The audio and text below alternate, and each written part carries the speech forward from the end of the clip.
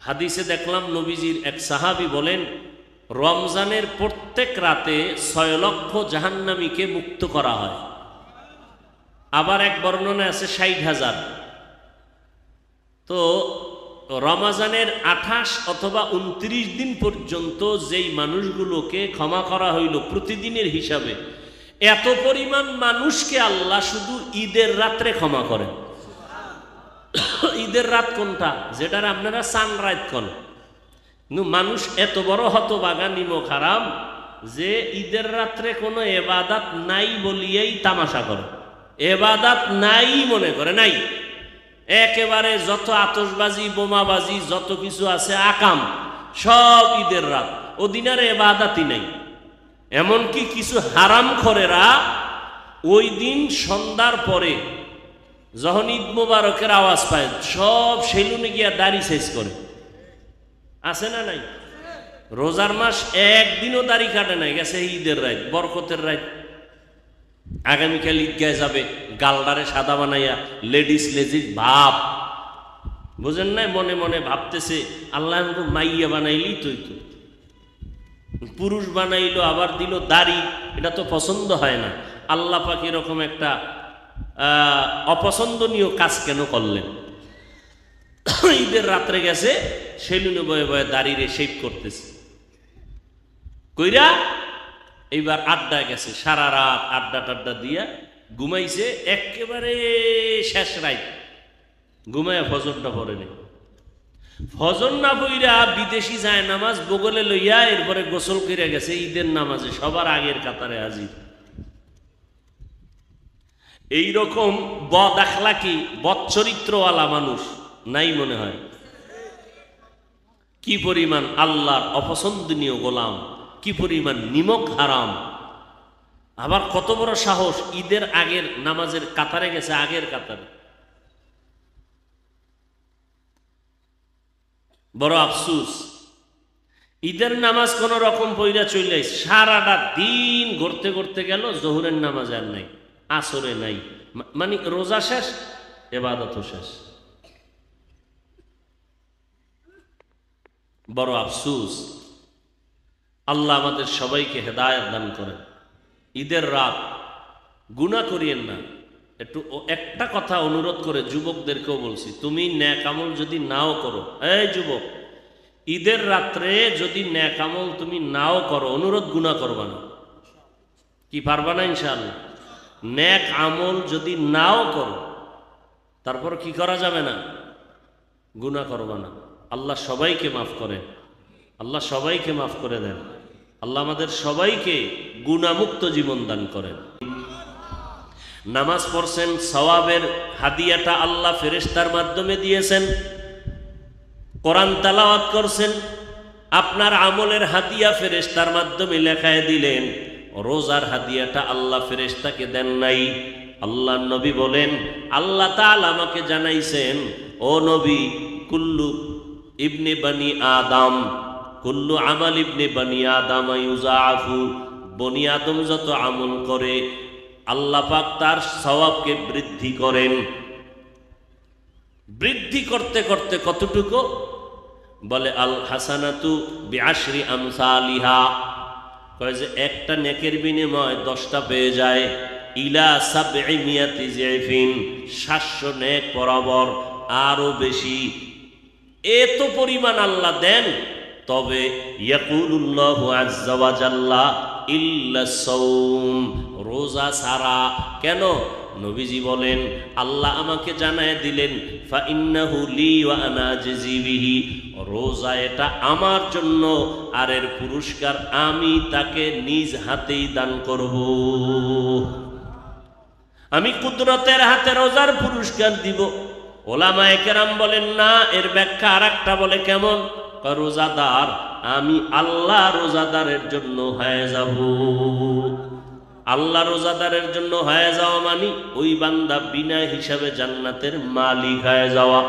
কিন্তু সেইভাবে রোজা রাখতে পারছি কিনা, রোজা রাখছি তারাবি ঠিক মতো পড়তে পারছি কিনা, আবার আমি আব্বা আম্মা হিসাবে রোজা রাখছি কিন্তু আমার উপযুক্ত ছেলে মেয়ে ঘরের মধ্যে রোজা রাখলো কিনা, তারাবির নামাজ পড়লো কিনা, আমার জবান, আমার চোখ, আমার হাত, আমার কান আমি হেফাজত করতে পারলাম কিনা, এগুলো যদি পরিপূর্ণতা অর্জন করতে পারি তাহলে ঘোষণা হবে এমন যে রোজা আল্লাহর জন্য, আল্লাহ আমার জন্য। আপনাকেও নামাজ পড়তে হবে, আপনার আহালকেও নামাজের দাওয়াত দিতে হবে। আপনিও রোজা রাখবেন, আপনার আহালকেও রোজা রাখাবেন, আপনিও পর্দা করবেন, আপনার আহালকেও পর্দা করাবেন। আপনি গুনাহ থেকে নিজের হাতকে বাঁচাবেন, আপনার সন্তানের হাতকেও বাঁচানোর চেষ্টা করবেন। আপনার জবানকে গুনাহ থেকে, মিথ্যা কথা থেকে বাঁচাবেন, তো আপনারা হালকেও বাঁচাবেন।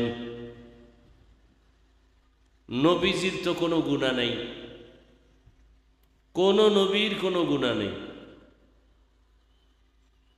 ইসমতে আম্বিয়া, সমস্ত নবী রসুল মাসুম, সাহাবায়ে কেরাম মাহফুজ,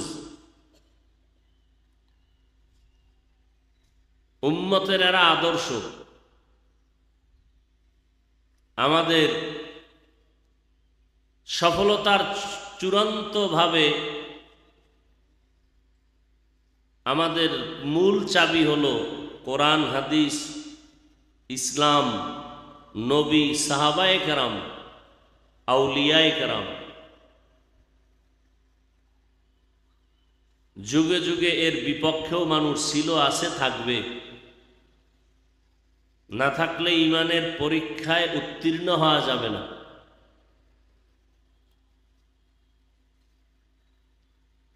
এই পরীক্ষায় উত্তীর্ণ হতে পারলে আমি দুনিয়াতেও বাদশা, আখিরাতেও বাদশা। আজকে যারা নবীর সুন্নতকে যতটুকু মানে তারা ততটুকু সম্মান এবং শান্তিতে আছে, আর যারা যতটুকু মানে না তারা ওই পরিমাণ শান্তিতেও নাই, সম্মানেও নাই। নাজাতের দিনগুলো, জাহান্নাম থেকে মুক্তি পাওয়ার সময়। নবীজি তার কলিজার টুকরা কন্যা ফাতেমা রাদিয়াল্লাহু আনহা, তাকে নবীজি ইন্তেকালের 6 মাস আগে বললেন, ইয়া ফাতেমাতু আনকিজি নফসাকি মিনান নার। ও ফাতেমা, জাহান্নামের আগুন থেকে নিজেকে বাঁচাও। কবরে গিয়ে কোনো বাহাদুরি চলবে না। এখন আমি মাওলানা হিসাবে পরিচয় দিয়া বাহাদুর হয়ে গেলাম, মুফতির পরিচয় দিয়া বাহাদুর, র্যাবের পোশাক লাগায়া বাহাদুর, আর্মির পোশাক লাগাইছি তো আমি আর্মির রাস্তার বাহাদুর, পুলিশের পোশাক লাগাইলাম তো আমি পুলিশের ডিপার্টমেন্টে বাহাদুর। কিন্তু যখন প্রাণ চলে যাবে সেদিন সবাই সাদা কাফনের বাসিন্দা। কে বাহাদুর, কে ধনী, কে গরিব, কোনো পরিচয় আর চলবে না। মৌত কাসিন কুল্লু নাসিন শারিবু কবরু বাইতিন কুল্লু নাসিন দাখিলু। এই দুনিয়ার পরীক্ষা আখিরাতে উত্তীর্ণ হওয়ার একমাত্র ব্যবস্থা। আদ-দুনিয়া মাজরাতুল আখিরা,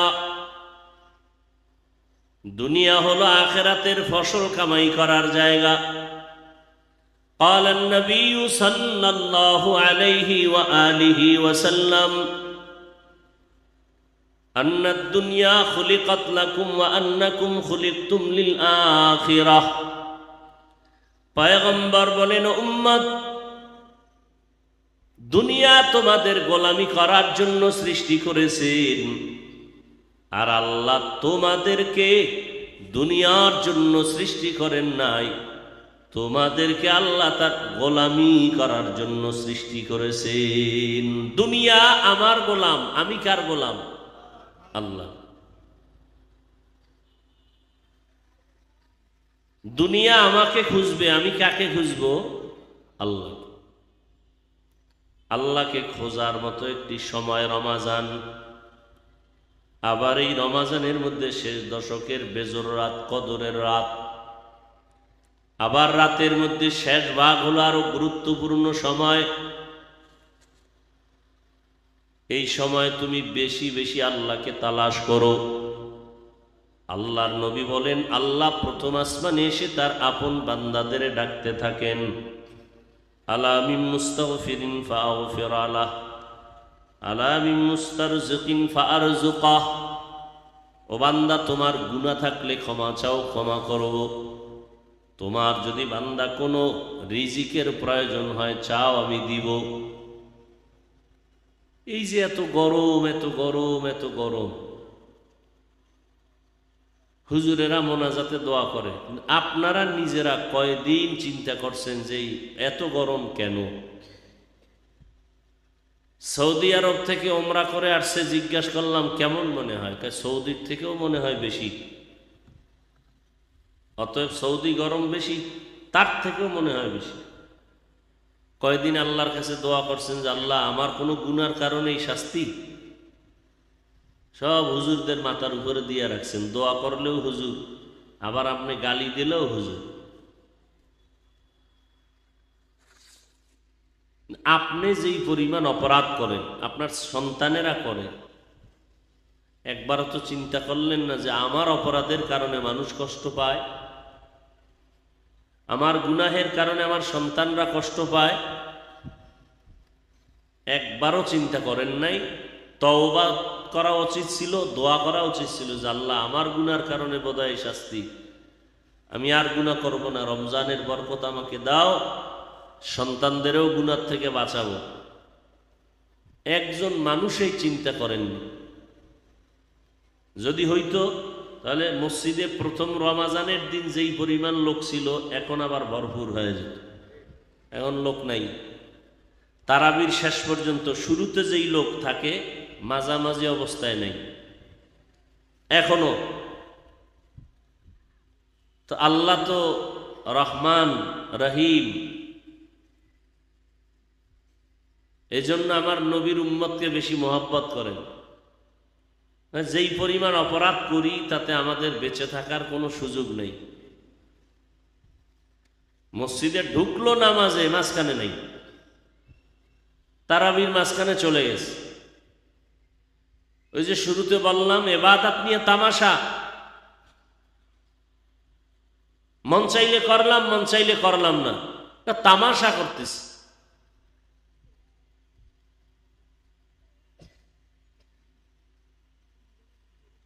নামাজ পড়বো আল্লাহকে হাজির নাজির জেনে, চোখে পানি থাকবে, বিনয়ী থাকবে। এখনো সময় আছে, আল্লাহ তওবার দরজা খুলে রাখছেন। নামাজ পড়ছেন, সওয়াবের হাদিয়াটা আল্লাহ ফেরেশতার মাধ্যমে দিয়েছেন। কোরআন তেলাওয়াত করছেন, আপনার আমলের হাদিয়া ফেরেশতার মাধ্যমে লেখায় দিলেন। রোজার হাদিয়াটা আল্লাহ ফেরেশতাকে দেন নাই। আল্লাহ নবী বলেন, আল্লাহ তাআলা আমাকে জানাইছেন, ও নবী, কুল্লু ইবনে বানি আদম, কুল্লু আমাল ইবনে বানি আদম ইউজাফু, বনি আদম যত আমল করে আল্লাহ পাক তার সওয়াবকে বৃদ্ধি করেন। বৃদ্ধি করতে করতে কতটুকু?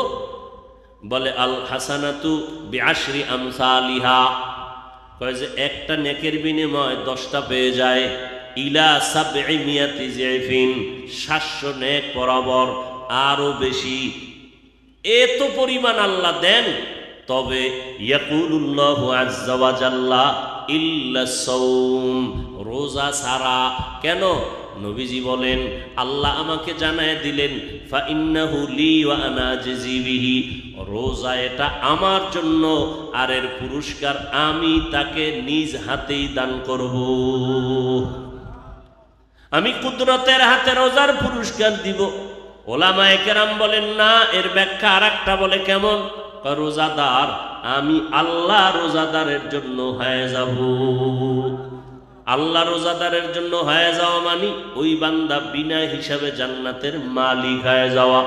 কিন্তু সেইভাবে রোজা রাখতে পারছি কিনা, রোজা রাখছি তারাবি ঠিক মতো পড়তে পারছি কিনা, আবার আমি আব্বা আম্মা হিসাবে রোজা রাখছি কিন্তু আমার উপযুক্ত ছেলে মেয়ে ঘরের মধ্যে রোজা রাখলো কিনা, তারাবির নামাজ পড়লো কিনা, আমার জবান আমার চোখ আমার হাত আমার কান আমি হেফাজত করতে পারলাম কিনা, এগুলো যদি পরিপূর্ণতা অর্জন করতে পারি তাহলে ঘোষণা হবে এমন যে রোজা আল্লাহর জন্য, আল্লাহ আমার জন্য।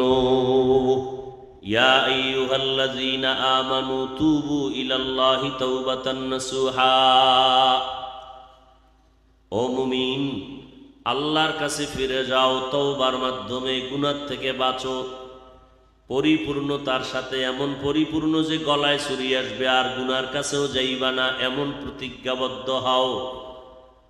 কারণ আমার আল্লাহর মতো দয়াময় কেউ নাই, আমার আল্লাহর মতো ক্ষমার মালিক আর কেউ নাই।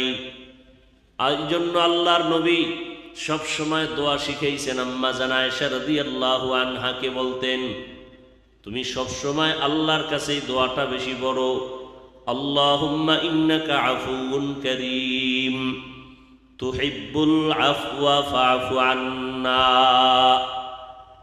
ও আল্লাহ, আপনি তো নিশ্চয়ই ক্ষমাকারী, সম্মানের সাথে, আপনি বড় দয়াময়, ক্ষমা করনেওয়ালা, দয়ার সাথে ক্ষমা করেন।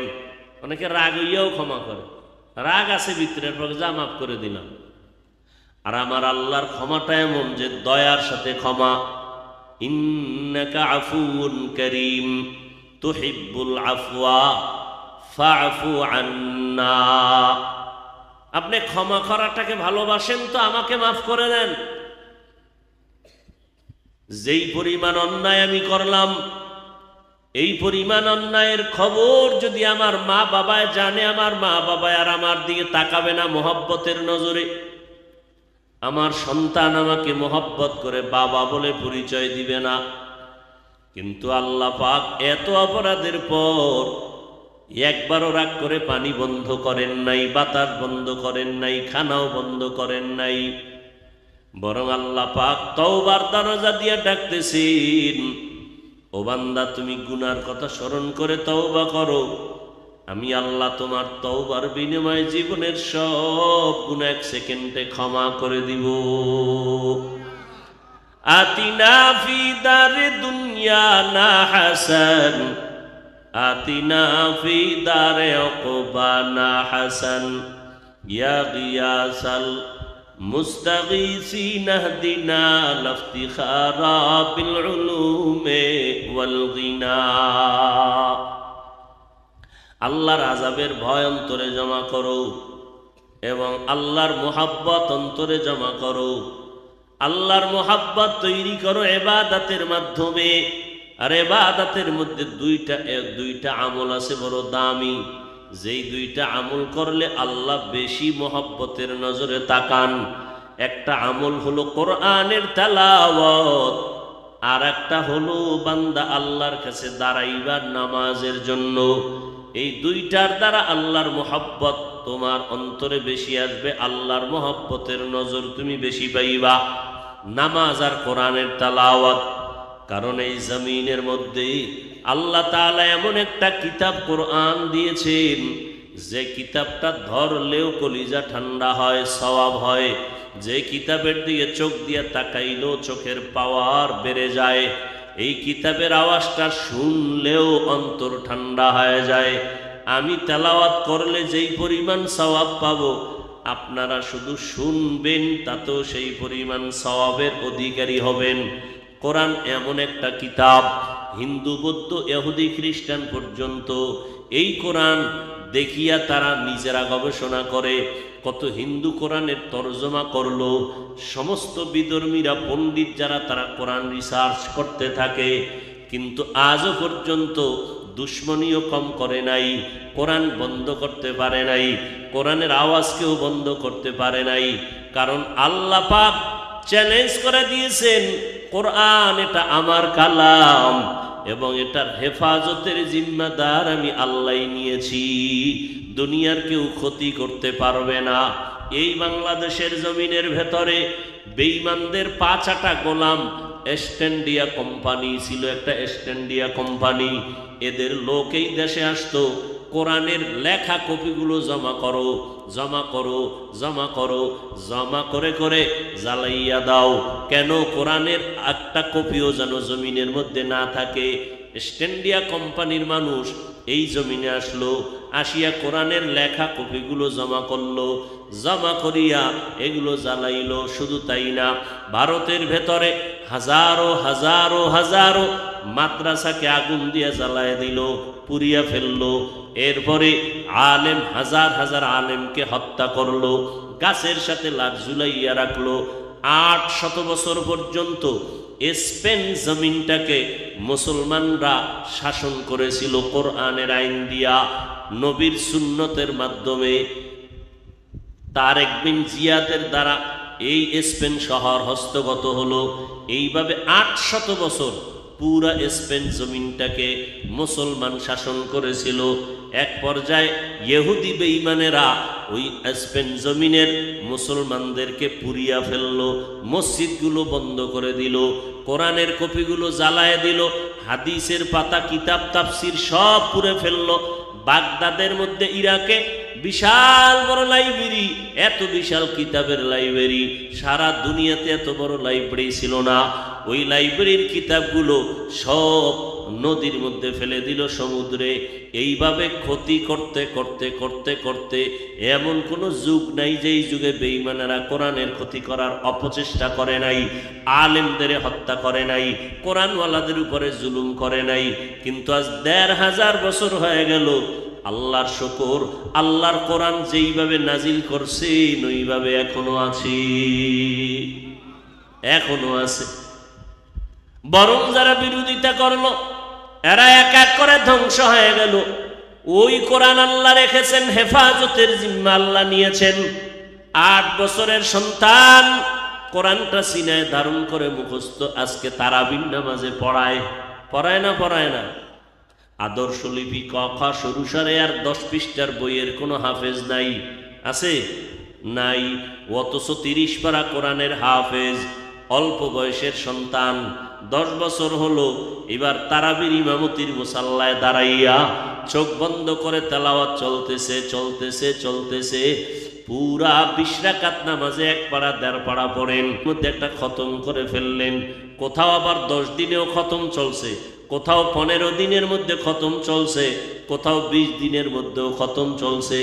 আবার কোনো কোনো জায়গায় আমার দেশে আছে তারাবির নামাজ শেষ, আবার ভোর রাত্রে কিয়ামুল লাইল অনেক জায়গায় পড়ে, সেখানে আবার একটা খতম চলতে থাকে। এইভাবে কোরআন পড়া চলতেছে।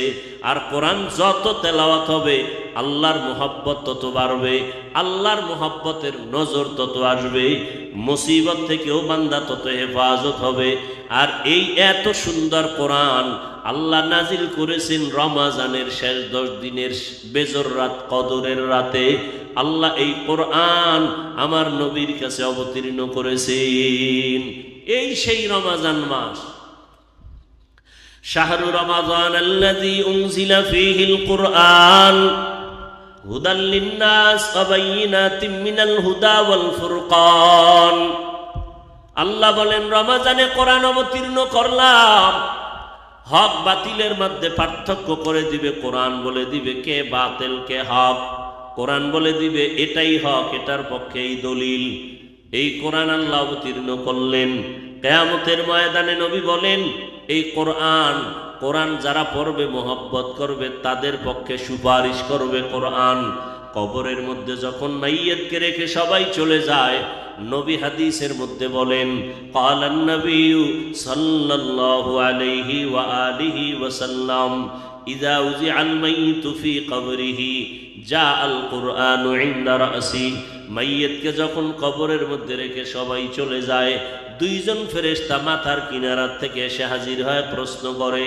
তখন জবাব দেওয়ার জন্য কোরআন দাঁড়ায় যায়, বলে কোনো কথা নাই, আমি কোরআন আসছি তাকে সহযোগিতা করার জন্য। মাথার কিনারায় থাকবে কোরআন, ওয়াসসালাতু ইয়ামিনিহি, ডান পাশে থাকবে নামাজ, ওয়াসসিয়ামু আন শিমালিহি, বাম পাশে থাকবে রোজা। পায়ের কিনারায় থাকবে আসাইরুল হাসানাতি ইনদা রিজলাই, পায়ের কিনারায় যাবতীয় নেক আমলগুলো দাঁড়ায় যাবে, আওয়াজ দিবে, এই বান্দার কোনো ডিস্টার্ব করবা না, আমরা কোরআন নামাজ রোজা যাবতীয় নেক আমল আসছি তার সহযোগিতা করার জন্য। আল্লাহ আমার হয়ে যাবেন যদি রোজাটা পরিপূর্ণ আল্লাহর জন্যই হয়। রোজা চলতে চলতে শেষের দিকে আর 2-4 দিন আছে, আল্লাহর জন্য কতটুকু করতে পারছি। এখানে অনেকেই রোজাদার আলহামদুলিল্লাহ, কিন্তু জবানে যদি মিথ্যা চালু থাকে, চোখ দিয়ে যদি গুনাহ দেখেন, হাত দিয়ে যদি গুনার দিকে অগ্রসর হন, হাত স্পর্শ করেন, তাহলে আপনার রোজা তো ওই পরিমাণ হবে না যেই পরিমাণ হইলে আল্লাহ বলবে আমি তোমার হয়ে গেছি। এরপরে আপনারা রোজা রাখতেছেন, আপনার উপযুক্ত ছেলে মেয়েরা রোজা রাখতেছে কিনা, ওদিকেও আপনার প্রশ্নের দ্বার প্রান্তে আপনি দাঁড়ানো আছেন যে আপনার ছেলে মেয়েরা যদি ইচ্ছা কইরা রোজা রাখে না আর আপনিও দাওয়াত দেন না এবং গুনার থেকে বাঁচাবার জন্য চেষ্টাও করেন না, তো আপনি রোজা রাখার পরেও আল্লাহর আসামির কাঠগড়ায় দাঁড়াতে হবে সন্তানের কারণে। আল্লাহ তো এত দয়াময় যে 3 দিন আদালতে হাজির হইয়া মামলার রায় নেওয়া লাগবে না। মামলা তো খালি তারিখ পরে, এই অমুক তারিখ আসো, 2 মাস পরে আসো। আল্লাহ কয় কোনো তারিখ নেই। যদি জায়গা মতো বৈশা একটা চিৎকার দিয়ে কান্না করে যদি বলো আল্লাহ মাফ করে দাও, তোর 80-90 বছরের গুনাহ 1 সেকেন্ডে মাফ। কোনো তারিখ নাই যে আর একদিন আয় না, ক্ষমার মতো ক্ষমা চা, তওবা করে আমি 1 সেকেন্ডে সব মাফ করে দেব। এবং এমন মাফ করব যদি এখন তুই মরিয়া যাও বিনা হিসাবে জান্নাত। এই যে কয়েকদিন আগে আমাদের ওলামায়ে কেরামদের এক মুরব্বী ইফতারি মুখে নিছেন, নেওয়ার মধ্যেই সে পড়ে গেলেন, ঢলে পড়ে গেলেন মাটিতে। এভাবে বহু আল্লাহর বান্দা ইফতারি সামনে নিয়ে বসছেন, আজান হয়েছে, ইফতারি মুখে নিছেন, ভেতরে আর নিতে পারেন নাই, জায়গায় শেষ হয়ে গেছে। কত সফলতার মরণ তার যে ইফতারি সামনে নিয়ে দোয়া করলে কবুল, মূল টাইম দোয়া কবুলের। আরো রোজার মাস, নবীজি বলছেন আল্লাহ রোজার মাসে মরণ হোক, রোজার হালাতে মরণ হোক, এর আগে না। কারণ কবরের আযাব সব মাফ, কোনো আযাব নাই কবরে, পৃথিবীর কোনো কবরে এখন আর আযাব নাই। রমাজান এত বড় বরকতের মাস, আপনি চিন্তা করতে পারেন, একটু চিন্তা করেন তো, একা একা বসে বসে মসজিদে চিন্তা করেন কেমন রোজার দাম যে কবরে কোনো আযাব নেই। চরম অপরাধী, চরম, যার উপরে আর অপরাধ নাই, সেও যদি এখন মরে যায় কোনো আযাবের ফেরেশতাই কবরে আসবে না, কোনো আযাবই হবে না। কারণ জাহান্নামের দরজা বন্ধ, শয়তানের শিকল লাগানো, জান্নাতের দরজা খোলা, শুধু আরাম আর আরাম। শুধু রোজার বরকত, আপনি চিন্তা করেন রোজাটার দাম কত। আর সেই রোজার ক্ষেত্রে যদি কোনো মুসলমান বলে আমার ঘরে কি ভাতের টান আছে, আমি রোজা রাখবো কেন? নবীজির একজন আশেক সাহাবী, গরিব, নবী তো অধিকাংশ গরিব সাহাবায়ে কেরামরাই নবীর কাছে আসতেন। হ্যাঁ, আর মক্কার মুশরিকরা, ধনী ধনী মাথাওয়ালারা কইতো মুহাম্মদের কাছে যাইতে মনে চায়, কিন্তু কেমনে যাই?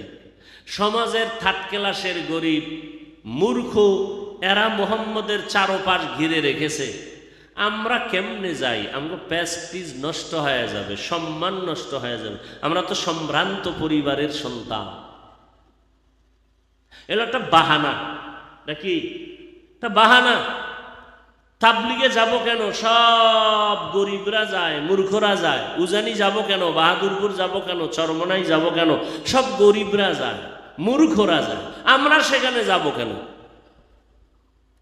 ওই মুশরিক বেঈমানের মতো তাল মিলাইয়া এক শ্রেণীর টুপিওয়ালারা ওই কথা আজও বলে। আর নবী কি বলতেন গরিবের বিষয়?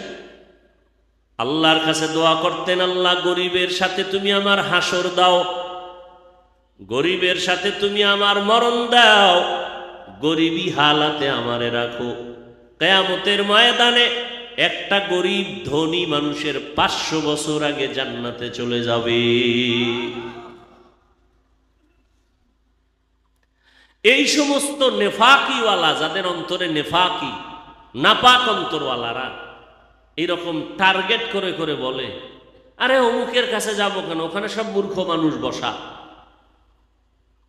এই কথা বলার দ্বারা কি প্রমাণ যে তাদের মধ্যে চূড়ান্ত হিংসা এবং অহংকার। এরা সাধারণ গরিব মানুষকে মানুষই বলে পছন্দ করতে চায় না। এরা কত বড় আল্লাহর নাফরমান। আর এর মধ্যে যদি আবার কেউ হয় হুজুর টাইপের, আবার যদি এদের মধ্যে কেউ হয় যে আমরা ইসলামী দলের সদস্য, আমরা দেশে ইসলাম চাই, এরকমও লোক আমাদের জানা মতে আছে। আমরা তো আর ওই জঙ্গল থেকে এসে কথা বলি না, দলিল প্রমাণ নিয়েই বলি। কেউ যদি আমাদের কাছে বসতে চায়, দলিল চায়, তা আমরা দিব। কিন্তু ইনশাআল্লাহ এটাও আমাদের বুকে সাহস যে ওই বাতেলেরা কখনো আমাদের সামনে আসবে না, বসবে না। হাটহাজারীর হুজুর, চরমনায়ের হুজুর, শামসুল হক ফরিদপুরি রহমতুল্লাহ আলাই, হাফিজি হুজুর রহমতুল্লাহ আলাই, পিরজি হুজুর রহমতুল্লাহ আলাই, ওবায়দুল হক রহমতুল্লাহ আলাই, বাইতুল মোকাররমের খতিব মহিউদ্দিন খান রহমতুল্লাহ আলাই, শাইখুল হাদিস আল্লামা আজিজুল হক রহমতুল্লাহ আলাই সহ সবাই এই বাতিলের বিরুদ্ধে চ্যালেঞ্জ দিছেন। আজকে এই বাংলাদেশের এই ইতিহাসে তারা কোনোদিন চ্যালেঞ্জের মোকাবেলায় বসতেই রাজি হয়নি। ওরা জীবনে বসবেও না, কারণ ওদের মুখর জাতির সামনে উন্মোচন হয়ে যাবে। কারণ ওরা জানে ওরা ভণ্ড, ওরা নিজেরাই জানে ওরা বাতিল, ওরা নিজেরাই জানে ওরা যে ইসলাম ব্যবহার করে ক্ষমতার জন্য, আল্লাহর জন্য না, ইসলামের জন্য। যদি আল্লাহর জন্যই হয় তো তাদের দাড়ি ছোট কেন, তাদের মাথায় পাগড়ি নাই কেন, কি তাদের মধ্যে সুন্নতের আমল নাই কেন? তারা নামাজটাকে ইবাদত মনে করে না, বলে এটা একটা ট্রেনিং কোর্স, ইবাদত মনে করে না। কত বড় কমবক্ত, কত বড় আল্লাহর দুশ্মন। আপনারা এদের সাথে উঠা বসা করলে টের পাইবেন। এরা বলে চরমনায় যাব কেন, তাবলিগে যাব কেন, সব মূর্খ, ওরা মূর্খরা নিয়ে, মূর্খদের গরিব নিয়ে চলে, আমরা সেখানে যাব কেন? এরা শিক্ষিত সব। কেমন শিক্ষিত? ইবলিসের চেয়ে বড় শিক্ষিত না। ইবলিস তো বড় শিক্ষিত, কিন্তু জান্নাতি না জাহান্নামী? এরা এই শিক্ষিত। আফসুস, বলবেন হুজুর দোয়া করেন হেদায়েতের। না, দোয়া করলেও কবুল হওয়া অসম্ভব। কারণ যারা নবীদের বিরোধিতা করে, সাহাবায়ে কেরামের বিরোধিতা করে, এদের তওবাও কবুল হয় না। এত নিকৃষ্ট মানুষ। এরা কোথাও ভালো হওয়ার জন্য যায় না, বরং তাদের মতাদর্শের মানুষ বানানোর জন্য অন্যের কাছে যায়, যে তাদের মতো হয়ে যায়। এই জন্য দেখবেন ঘুরে ফিরে সাহাবায়ে কেরামের বিরোধিতা। এই যে 8 রাকাত তারাবি যারা পড়ে, আমরা একটা গালিও তাদের দেই না, কিন্তু জানতে চাই কেন পড়ে। তারাবি তো 20 রাকাতও আছে, 40 আছে, 50 আছে, উপরে আছে, আপনি নিচেরটা ধরলেন কেন? সর্বনিম্ন যদিও 8 রাকাত তারাবির কোনো হাদিস নাই, দুনিয়ার হাদিস শরীফের কোনো হাদিসে 8 রাকাত তারাবি নবী পড়ছেন এইরকম স্পষ্ট কোনো হাদিস নেই। এই হাদিস যেটা কয় এটা হলো বুখারী শরীফের হাদিস। কি? রমাজানের বাহিরে মাসেও নবী 8 রাকাত পড়তেন। তো যেই 8 রাকাত নবী রমাজানেও পড়তেন, রমাজানের বাহিরেও পড়তেন, এটা কি তারাবি না তাহাজ্জুদ? কথা বলেন না কেন? তো তাহাজ্জুদের দলিল দিয়ে তারাবি প্রমাণ করে। এরপরও 1 মিনিটের জন্য মেনে নিলাম, তর্কের খাতিরে, তর্ক নাই, মানলাম না। আমার কথা হলো রমাজানে 1 নফলের দাম কত? ফরজের সমান। তাহলে রমাজানে আপনারা নফল ইবাদত কম করা উচিত না বেশি? বেশি। তাহলে আপনি নিম্নে ধরে নিলাম 8, 8এরটা ধরলেন কেন? 20-এর হাদিস কি আপনার চোখে পড়ে না? 40-এর হাদিস কি চোখে পড়ে না? আপনি রমাজান যেহেতু পাইছেন, আল্লাহর মহব্বতই যদি থাকে তা আপনি বেশি পড়বেন। না পারলে 10 রাকাত, না পারলে 12। 8-এর মধ্যে কসম খাইলেন কেন যে কমও না বেশিও না? কারণ কি? আপনি 8 যদি পড়েন তো 12 রাকাত নফল হিসেবে পড়ে নেন, তো 20 হয়ে গেল। কম পড়বেন কেন? বিষয়টা কি? ওমরে ফারুক থেকে চালু হয়ে আসছে 20 রাকাত। ইমাম বুখারী কোনোদিন 20 রাকাতের নিচে তারাবি পড়েন নাই। ইমাম মুসলিম রহমতুল্লাহ আলাইহি জীবনেও 8 রাকাত পড়েন নাই। ইমাম আবু হানিফা জীবনে 8 রাকাত পড়েন নাই। ধরে নিলাম 8 রাকাত, কিন্তু আপনি কম পড়বেন কেন এই রোজার মাস? কারণটা কি? আপনার অসুস্থতা, বিভিন্ন সমস্যা, তো আপনি 1-2 দিন পড়তে পারেন, আপনি 8 রাকাত। আপনি লাগাতার পড়বেন 8 রাকাত, কমও না বেশিও না। এই তেরামি কেন? আল্লাহর মোহাব্বত থাকলে তো আপনি আজকে 12 রাকাত পড়লেন, কালকে 16 রাকাত পড়লেন। আপনার স্বাস্থ্য যদি ভালো না লাগে, প্রচণ্ড অসুস্থ থাকেন, বা মা অসুস্থ, ছেলে অসুস্থ, সন্তান অসুস্থ, কোনো ওজরে চলে গেছেন, সেটা আলাদা। আপনি 10 রাকাত পরে চলে গেছেন, আপনি 12 রাকাত পরে চলে গেছেন, সেটা ভিন্ন। 8 রাকাতের উপরে কসম খাইলেন কেন?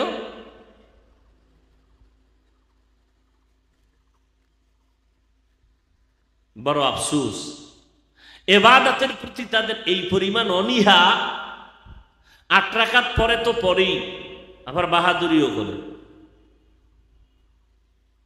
আবার বাহাদুরি অন্তরে ভরা।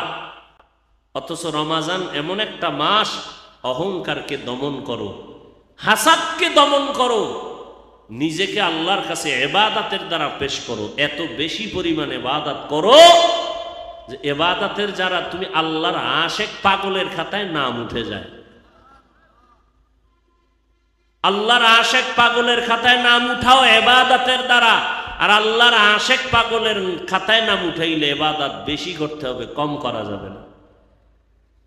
রমজান চলে গেল, কয় খতম কোরআন পড়ছেন বলেন তো? রমজান কোরআন নাজিলের মাস, বলেন কয় খতম পড়ছেন? 20 রাকাত তারাবি যদি লাগাতার পড়তেন তো বলা যাইত হুজুর তারাবির মাধ্যমে একটা খতম, কি এটা বলা যাইত না? তাও করলেন না। নিজে নিজে কোরআন শরীফ দেখে দেখে পড়ে একটা খতম করবেন, তাও পারলেন না।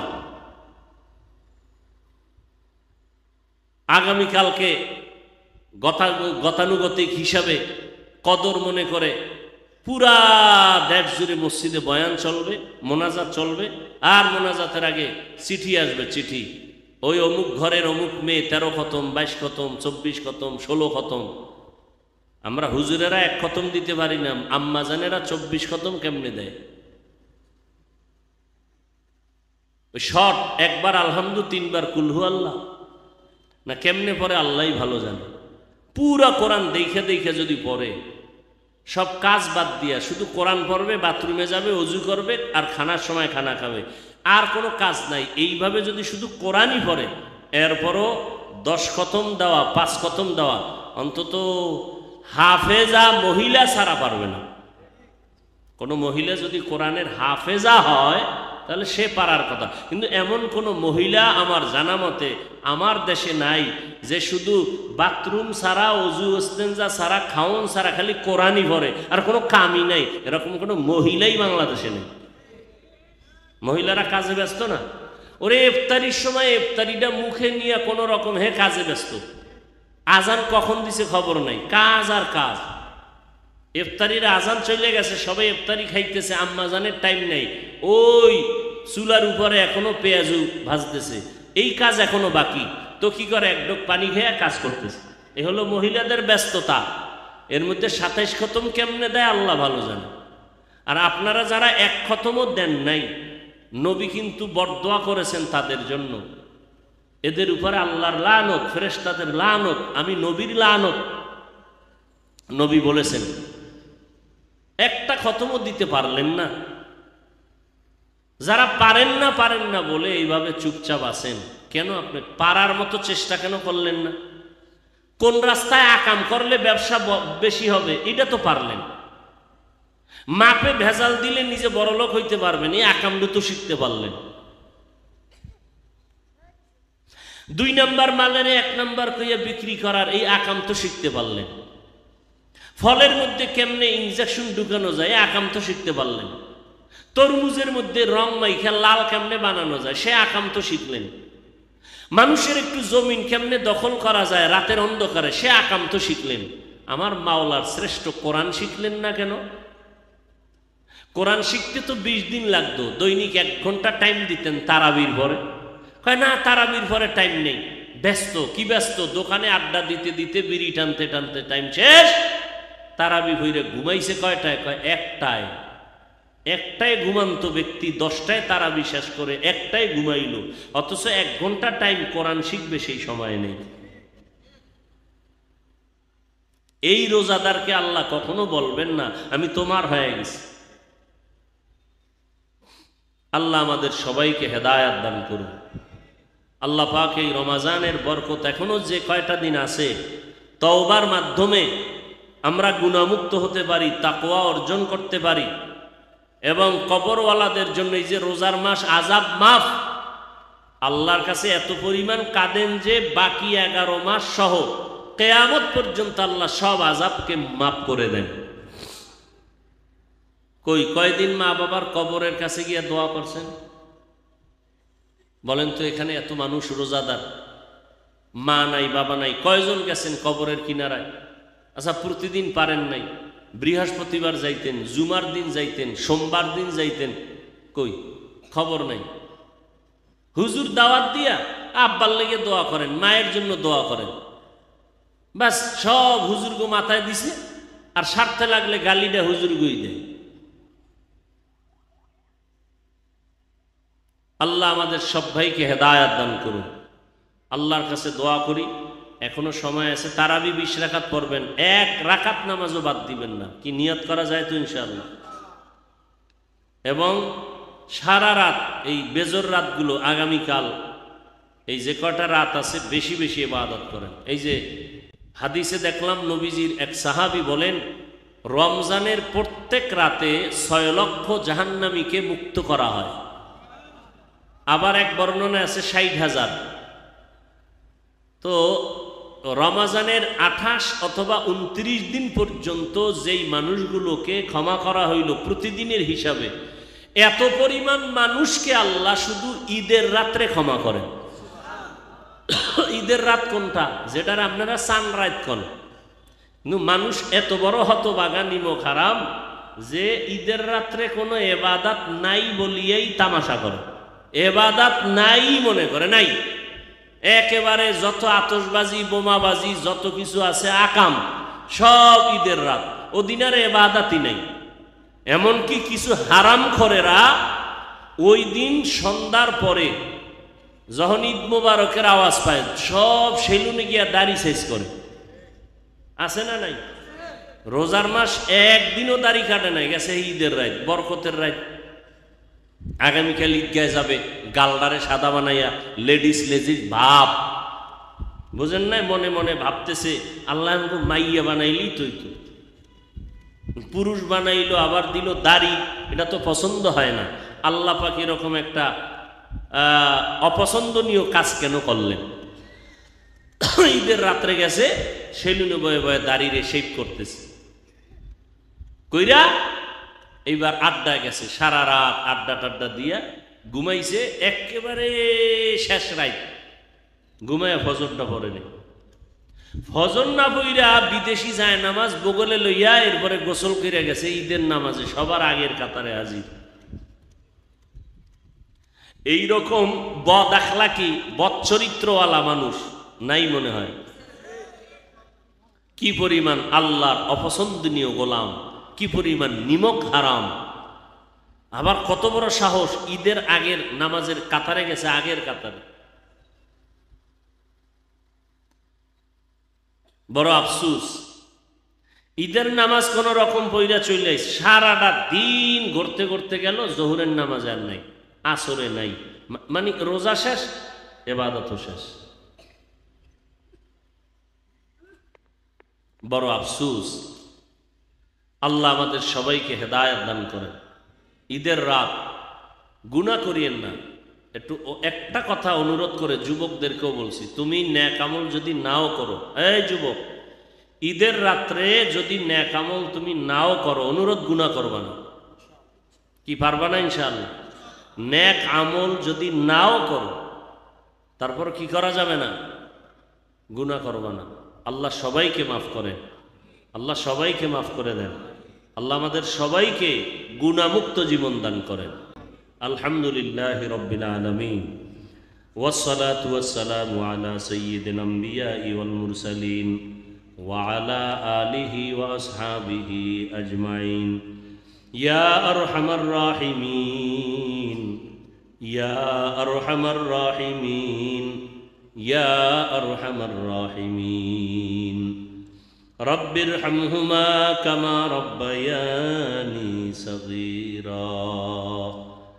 আল্লাহুম্মা ইন্নাকা আফুউন কারীম তুহিব্বুল আফওয়া ফা'ফু আন্না।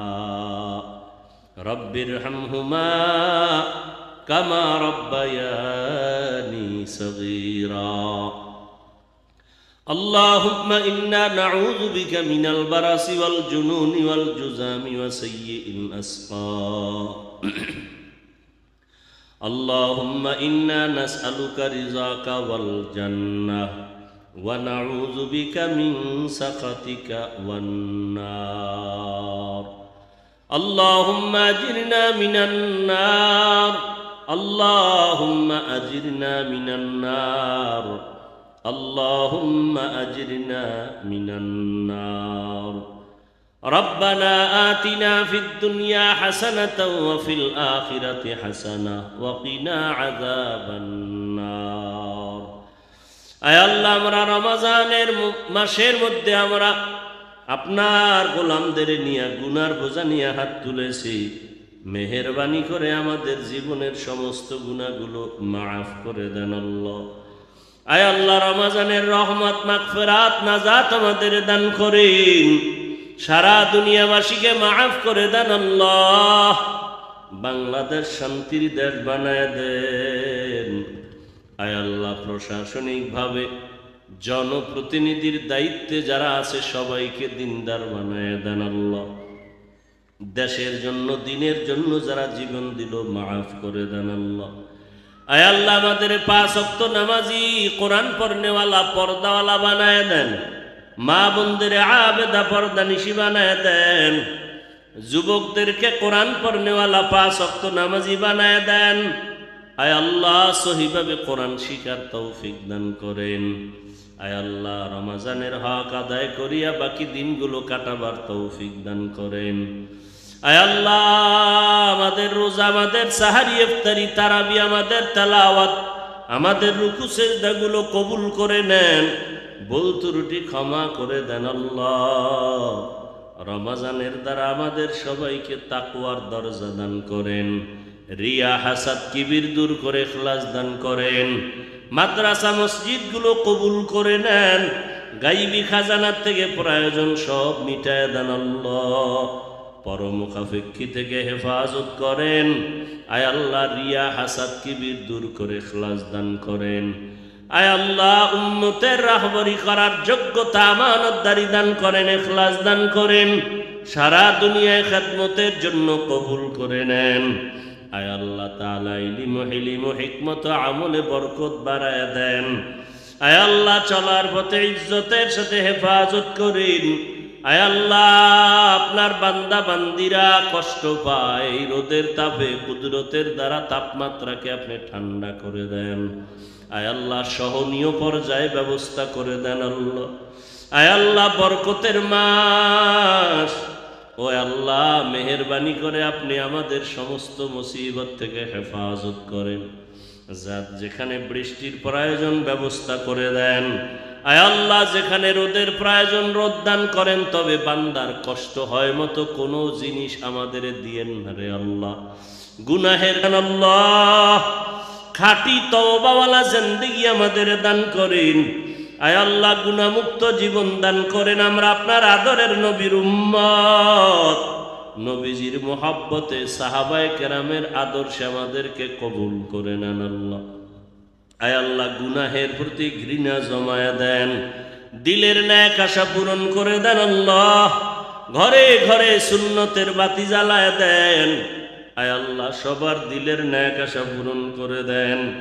বাকি দিনগুলো রমজানের হক আদায় করে তারাবি, সাহারি, ইফতারি, রোজা রাখার তৌফিক দান করেন। আয় আল্লাহ, ইবাদতের মাধ্যমে আপনার নৈকট্য অর্জনের ব্যবস্থা করে দেন। ইলম ও নূরের মারিফাত আমাদের দান করেন। মুসলমানদের ঈমান আমল হেফাজতের জন্য ব্যবস্থা করে দেন। আয় আল্লাহ, ইসলামের নামে দুশমন যারা, তাদের হেদায়েত দান করেন। আয় আল্লাহ, সমস্ত বাতিলের মোকাবেলায় বিজয় দান করেন। ঈমান আমলের শক্তি বাড়ায়া দেন। আয় আল্লাহ, এলাকার ঘরে ঘরে শান্তি দান করেন।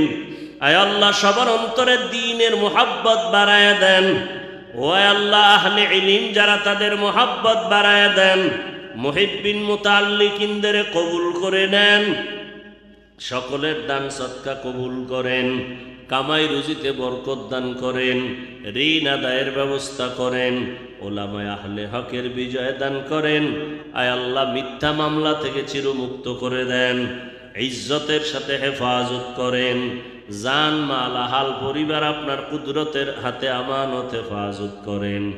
আয় আল্লাহ তাআলা, কুদরতের দ্বারা আমাদের জেহেন খুলে দেন। আয় আল্লাহ, মুখস্থ শক্তি বাড়ায় দেন। আয় আল্লাহ, সহি তরিকায় কথা বলার তৌফিক দান করেন। আয় আল্লাহ, কথার ভিতরে, আওয়াজের ভিতরে রুহানিয়াতে স্পষ্টতা বাড়ায় দেন। আয় আল্লাহ, নবীজির রওজা মোবারক বাইতুল্লাহ জিয়ারতের তৌফিক দান করেন। আমরা যারা হাত তুলেছি, আমাদের মা বাবা ভাই বোন মুরব্বী যারা, কবরে জান্নাত দান করেন। কিয়ামত পর্যন্ত কবরের আযাব বন্ধ করে দেন আল্লাহ। যারা বেঁচে আছেন হায়াত বাড়ায় দেন। অসুস্থ যারা, কুদরতের দ্বারা সুস্থতার নিয়ামত বাড়ায় দেন আল্লাহ। দীর্ঘ নেক হায়াত দান করেন। নবীজির ওসিলায়, সাহাবায়ে কেরামদের ওসিলায়, আউলিয়া কেরামদের মোহাব্বতে আমাদের দোয়া কবুল করে নেন। আয় আল্লাহ তাআলা, আমাদের সবাইকে আপনার গোলাম হিসাবে কবুল করে নেন। নবীর আশেক পাগল হিসাবে কবুল করে নেন। দুনিয়ার লোভ থেকে আমাদের হেফাজত করেন। হাসবুনাল্লাহু ওয়া নি'মাল ওয়াকিল, নি'মাল মাওলা ওয়া নি'মান নাসির। ওয়া সাল্লাল্লাহু তাআলা আলা খাইরি খালকিহি মুহাম্মাদ ওয়া আলিহি ওয়া আসহাবিহি আজমাইন বিরহমাতিকা ইয়া আরহামার রাহিমিন।